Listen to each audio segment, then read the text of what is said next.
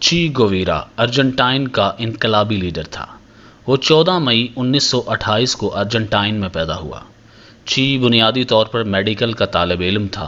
تعلیمی کیریئر کے دوران ہی اس کے اندر سیاحت کا شوق پیدا ہوا اور 1950 سے لے کر 1953 تک اس نے جنوبی امریکہ کو 3 بار اپنی سیاحت کا مرکز بنایا۔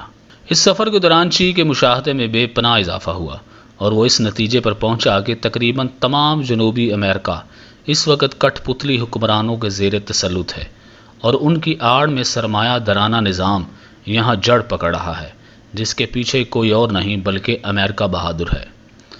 امریکہ کے تسلط سے اس خطے کو آزاد کرانے کے لیے اسے اپنی تعلیم چھوڑ کر انقلابی راہ اپنانا پڑی۔ چی 1954 میں میکسیکو چلا گیا۔ وہاں 1 سال تک جنرل ہسپتال میں الرجی کا شعبہ سنبھالنے کے بعد 1955 میں اس کی ملاقات کیوبا کے نئے ابھرتے انقلابی لیڈر فیڈرل کاسترو کے بھائی رائول کاسترو سے ہوئی اور چی نے کاسترو کی تحریک میں شمولیت اختیار کر لی۔ دونوں کا نشانہ امریکی نواز کیوبن حکمران باتستا تھا، جو ملک کو دیمک کی طرح چاٹ رہا تھا۔ یہ تحریک تقریباً 4 سال تک چلی۔ اس دوران چی نے باقاعدہ گوریلا ٹریننگ بھی لی اور اس میں بہت کامیاب رہا۔ کاسترو بھی اس کے قابلیت اور ڈسپلن سے بہت متاثر ہوا۔ یہی وجہ تھی کہ کچھ ہی عرصے میں اسے اپنا دوست اور دست راست بنا لیا۔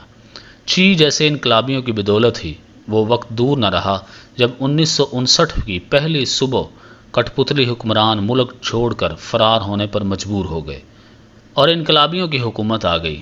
چی 1965 کی شروعات میں جمہوری کانگو پہنچا، جہاں اس کے آنے کا مقصد یہاں تحریک چلانے والوں کو اپنا تجربہ منتقل کرنا اور ان کے ساتھ مل کر جدوجہد کرنا تھا، مگر ابتدا ہی میں اسے مایوس ہونا پڑا۔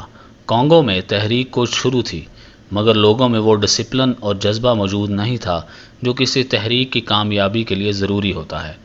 اس کے علاوہ اسے یہاں کی زبانیں بھی نہیں آتی تھیں۔ چی وہاں تقریباً 7 مہینے رہا اور آخر میں بیمار پڑ گیا۔ وہ مقامی گوریلا لیڈروں کی نااہلی اور عوام کی انقلاب میں غیر دلچسپی سے حد درجہ مایوس ہوا۔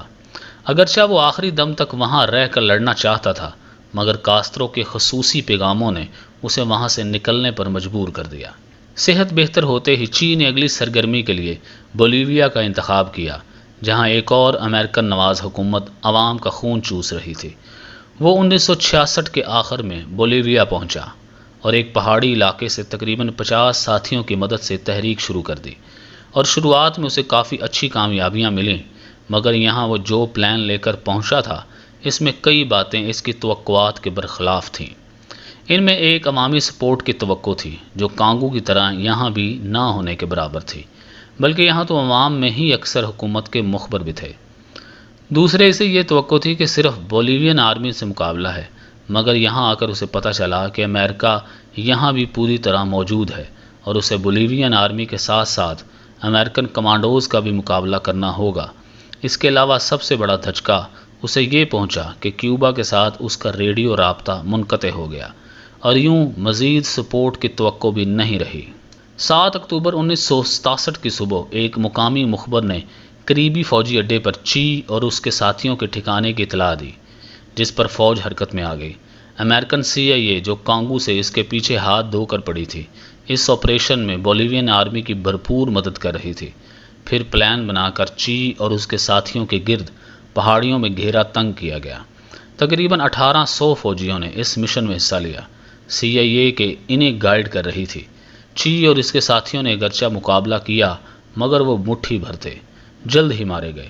چی زخمی ہوا اور گرفتار کر لیا گیا، پھر اسے پوچھ تاچھ کے لیے نامعلوم مقام پر منتقل کر دیا گیا۔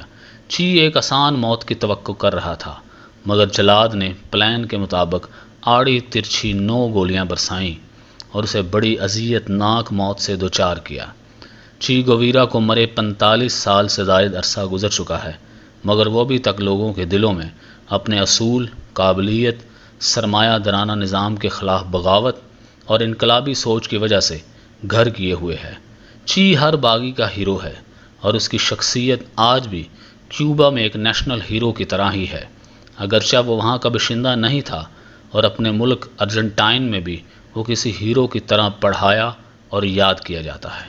داستان ٹی وی آفیشیل کی مزید ویڈیوز کو دیکھنے کے لیے چینل کو سبسکرائب کیجئے اور بیل آئیکن پر کلک کر دیجئے تاکہ ہماری ہر نئی آنے والی ویڈیو آپ تک بآسانی پہنچ سکے۔